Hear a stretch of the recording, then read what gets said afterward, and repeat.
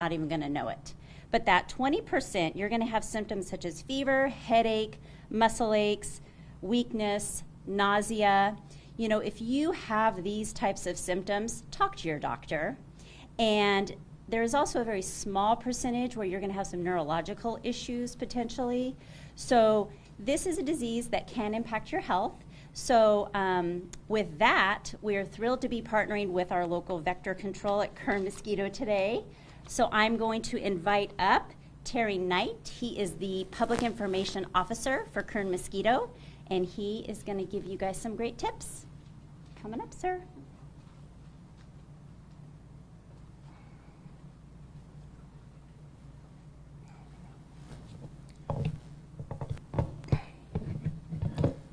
Good morning, Kern County. My name's Terry Knight.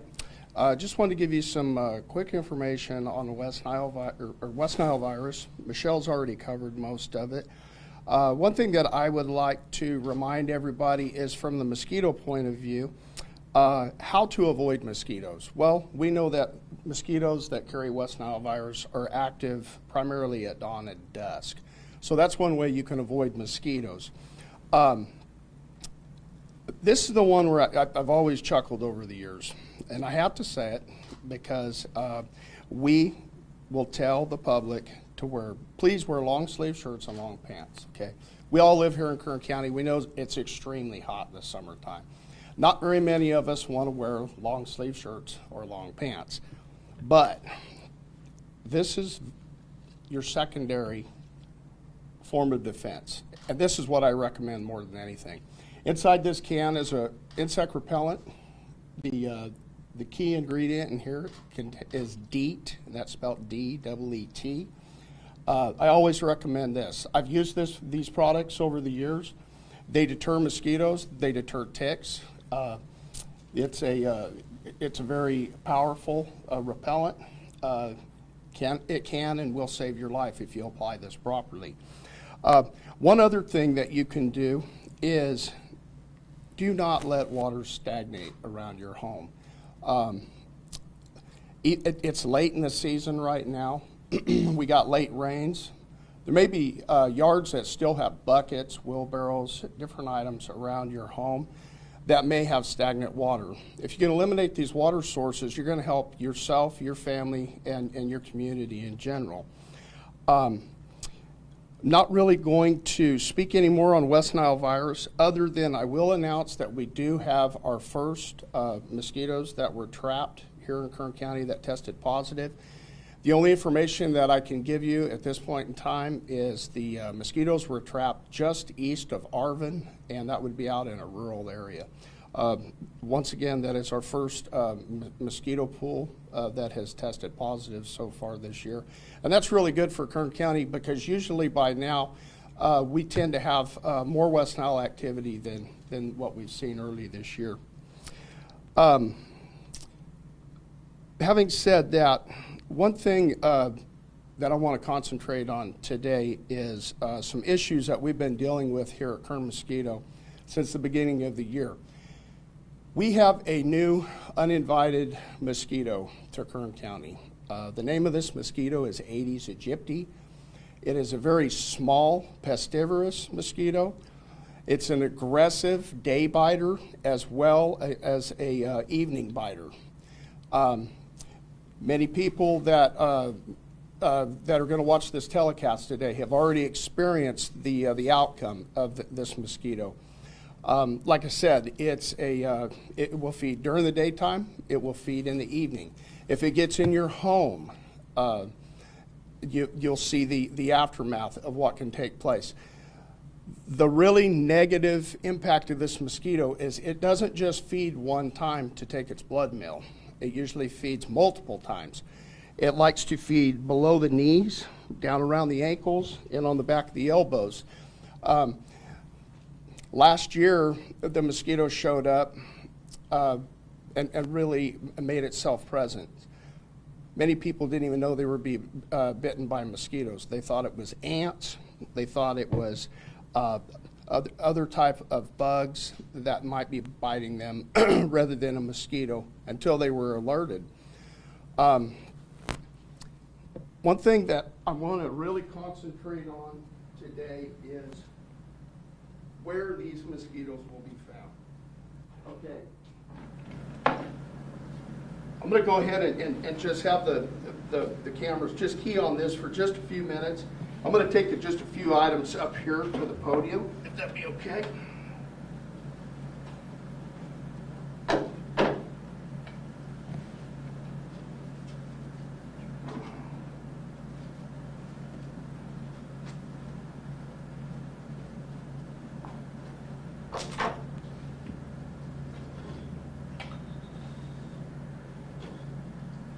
Okay, here in a few minutes, the cameras can key on some of these items over here in this picture. This has got some really good items that would involve areas where Aedes aegypti would breed.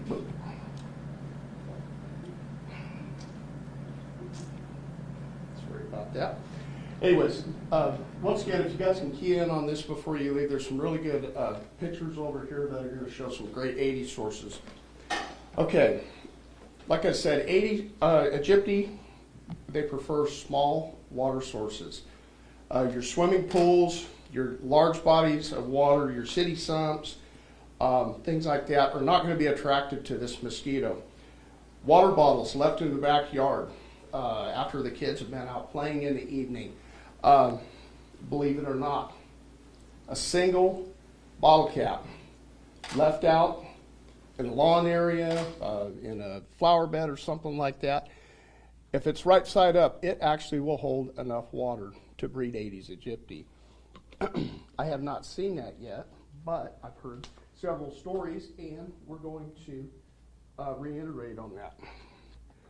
Okay, something that's very important that almost everybody has in their backyards are flowers. Flower pots, different types of water items, bird baths, maybe fish ponds, decorative antique cans like the one that's on that table here. It's what I need to stress. The water in these pots will go up and down throughout the course of the week. If you have a large a planter plate like this or bowl, retention bowl, that will hold water for more than 4 to 5 days, these are the items that are going to breed the Aedes aegypti, and they'll breed in large numbers. It's what I recommend is you can get a sponge or a Scotch-Brite scrubbing pad. The green portion of this pad is what you need to pay attention to. We recommend that you scrub the inside of this bowl thoroughly anywhere where that water would raise and lower, because that's where the mosquito is going to lay her eggs, as well as on the pot itself at the water line, okay? So these areas need to be scrubbed thoroughly at least once a week. If you do that, you can destroy the eggs that are attached both on these flower pots and the water retention bowls. Got some products over here that you can get at Home Depot, Lowe's. You can buy these online that you can use in your backyard depending on what you have. If it might be water fountains, different items that need some type of a pesticide to control these mosquitoes. Yard drains are in almost every new home and backyard. Some homes have several. Okay, most of these have a two-piece, or they're going to have a center portion right here that can be removed. Sometimes these are missing due to either gardeners running over these with lawnmowers and various things. But yard drains are overlooked quite often. These are very important to pay attention to. We have some products over here that they sell, like I said, online, the Amdro methoprene tablets. You can pop the top off one of these yard drains, apply one of those, and they're good for 2 months. So that package right there, depending on how many yard drains you have, a couple of those probably would last you the course of the mosquito season. Got the mosquito dunks. Those work good in water fountains, different things. Depending on how big your yard drains are, you could actually use a product like that in here. Got the Bacillus pellets over here. It's a bacterial product. That product works very good. It also floats.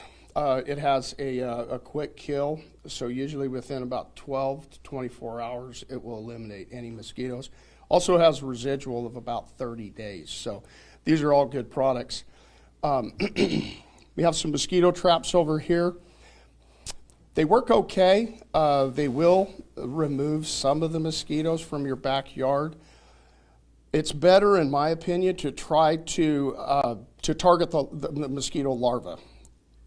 If you wait until they're flying, like I said, they're going to be aggressive. They're going to be an annoyance. So just want to give Kern County some tips on what they can do. Please, as a reminder, police your own backyards. We are getting multiple phone calls here. Last year we had 60 service requests in the month of June. This year we've had over 600. Almost all of the service requests we are getting are Aedes related. People of Kern County, if you will please police your own backyard and look for these small items that the cameramen are going to show you today, you can help yourself and you can help your family. We are here. If you still have problems, we'll leave the phone, or I'll put the phone number up. Phone number is 661-589-2744. Again, that number is 661-589-2744. If you still need our help, if you have any questions, you can call. I'd be glad to help out in any way. Or you can go ahead and ask one of the girls to make a service request. Again, my name's Terry Knight, and thank you.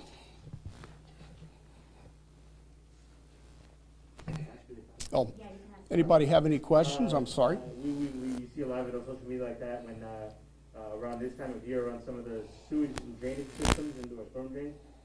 We see mosquito vector control. What are they doing when they are in there? I think they're spraying with some of the spraying down there. Just go over, what are you guys doing? Because a lot of people say, "Oh, what are these people doing? We don't even recognize the logo on the truck and things like that." What are you guys doing? That practice is what we call curbing, and that's what we're doing. We're spraying the curb water, and we're treating the storm drains. When you see the operator actually spraying into the drain or spraying that curb water, we're actually spraying a pesticide, a public health pesticide, over that water to kill mosquito larvae. Within the storm drains themselves, there's also being a packet, or depending on how large the storm drain is, there may be 2 packets that are being tossed in there.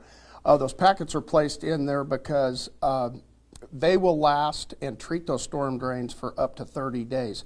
So what we do is we put this on a normal rotation. Our curbing is every 28 days, and that is to go ahead and refresh the materials that we have within these storm drains to keep them from breeding mosquitoes. Yes, sir. I'm sorry? We all know that Kern County has been experiencing a lot of issues with budget constraints. Can you talk about how mosquito and vector control has been impacted by that over the last couple of years, let's say? Are you able to, do you have the same number of employees? Do you have the same number of, are you able to do the same number of controls you might have done a couple of years ago? Law, do you mind if I go ahead and say a few words on this? Okay. Without stepping on the district toes in any way, to answer your question the best that I can, we, at this point in time, actually have added some additional employees. I think we've added 5 additional seasonal employees to help combat the Aedes aegypti problems that we're dealing with. After seeing what other mosquito abatement districts have had to face in the past, we decided to ramp up our efforts and add some additional personnel, and it was a good thing that we did.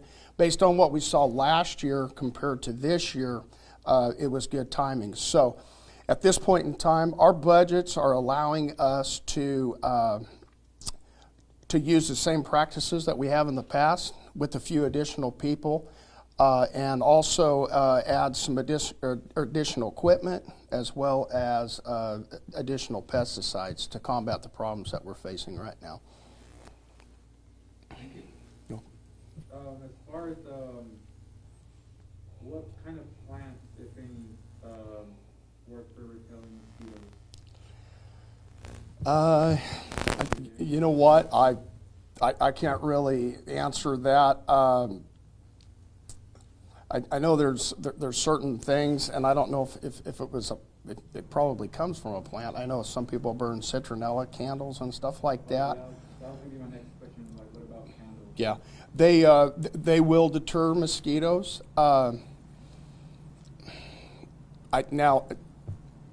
I haven't really researched that enough as far as Aedes aegypti and how well they deter mosquitoes. Citronella will deter a Culex mosquito. I wouldn't bet my life on it though. So, are they helpful? Yes. If you really want to be safe, like I said, I always recommend a good repellent. If you know you're going to be outdoors, barbecuing, especially around pool areas, anything like that, a repellent's always good to keep handy any time that you're going to be outside. And I know it's not always easy, I guess you can say, to apply repellent anytime you go in or out. If you're going to be out for any length of time, or if you have anyone in your family that has a compromised immune system, or elderly, those are the people that really are of major concern. Those are the ones that you want to try to take care of. Definitely go out of your way to try to protect them the best you can. And like I said, these repellents today, they work really well. And they'll deter all the mosquitoes that we have here in Kern County. How often should they spray? Like right before they go outside, like in the morning, and they're good all day, or how often? You know, I'm going to recommend that you read the labels on the back of each can. Each of these products is different. Most of these products, it has a 4-hour window. But like I said, each product can be different. If you're going to be in a swimming pool or in or around ponds, rivers, swimming, any type of water activity, boating, you want to reapply it every time you get in and out of the water. And that's a lot of repellent, but it will wash off quickly. So, yeah, if you're going to be in and out of the water, you'll have to be diligent to reapply your insect repellents. You mentioned the season. How long does it last? How long should the community kind of keep their foot on the gas when it comes to making sure we're taking care of the problem? Okay, good question. Our mosquito season, our seasonal employees usually show up around April 15th. The foreman and some of us usually start getting out checking sources well before then, usually by about May 15th.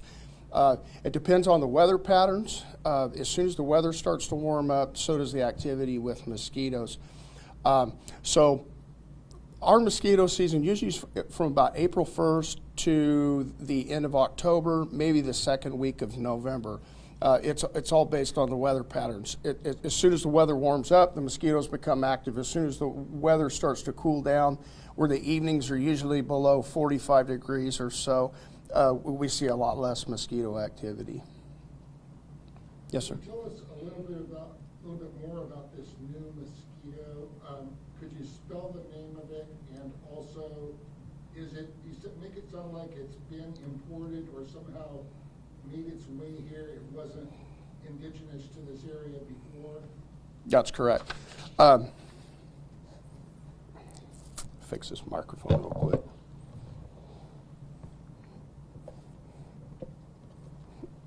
I don't.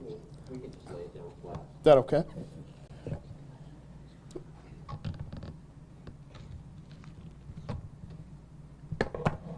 Thank you. Just do that. Thank you. Yeah, the spelling of the mosquito is, it's Aedes aegypti, so it's Aedes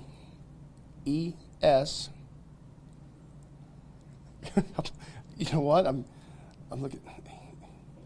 Aedes. I'm sorry. Aedes.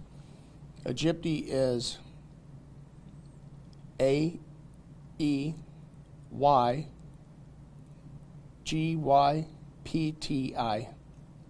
Not easy. No. I apologize. I'll double check that. Yeah. And is there a right or wrong way to say that? Because I've heard it said more than one way. Aegypti.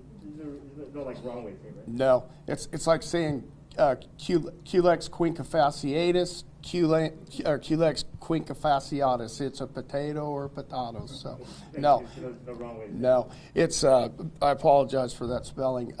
Anyways, no, it's the same mosquito. So, however you want to pronounce it, no, it's understood. So, And my understanding is there's a way to differentiate it, just like one from the other, right? One is kind of like is it black and white you can see in them, or what is it you can differentiate? Right?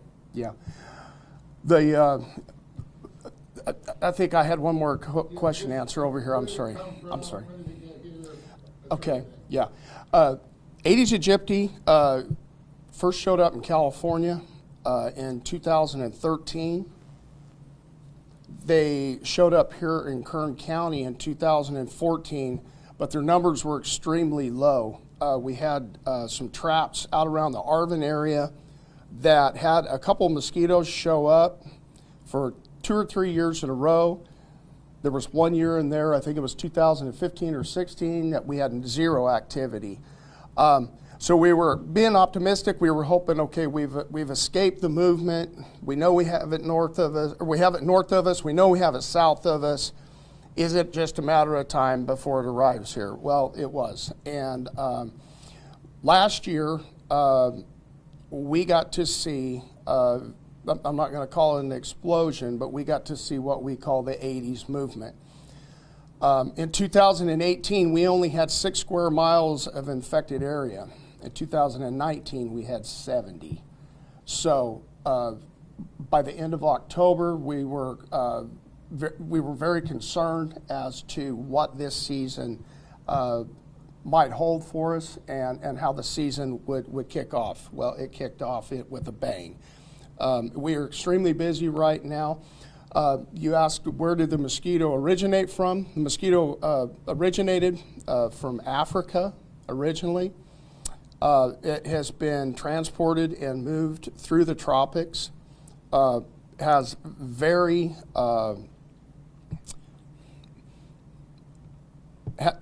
strong numbers down in South America, and more than likely the mosquitoes that we're seeing here in the United States probably have been moved here from South America. I have talked to some people, just as you're hearing calls. I've been hearing from people in the Oleander area as well as the downtown area who are waking up with multiple bites down the arms and down the bottoms of the legs, thinking they're bed bugs or something because there's multiple, but they eliminate bed bugs as a source. Now I'm realizing what they were. Are you hearing about that? Yeah. In specific areas of town more than others? At this point in time, it's pretty well established. Well, I'm not going to say evenly.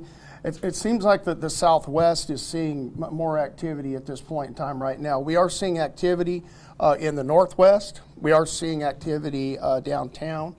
We're starting to see some activity and some calls from East Bakersfield. So the mosquito is showing itself in steady numbers. And like I said, after 4th of July weekend, the number of calls that are coming in are just explosive.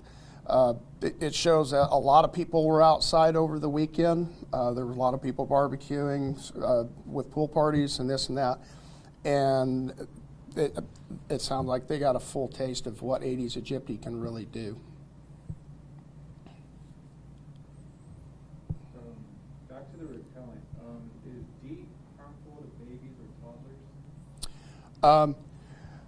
No, DEET repellent is not harmful to toddlers or babies. You have to be extremely careful how you apply it. If you're going to apply the material around a baby's face, it's recommended that you actually spray the repellent on your hands and apply it to the facial area, especially around the ears. Make sure you keep it away from the mouth area, and also make sure that you do not get the material on the baby or the toddler's hands, because they tend to stick their hands in their mouth quite a bit. Just for the record, can you get COVID from a mosquito bite? No. There's been studies done. Everything that we've researched at this point in time says no. COVID-19 cannot be transmitted by mosquito bites.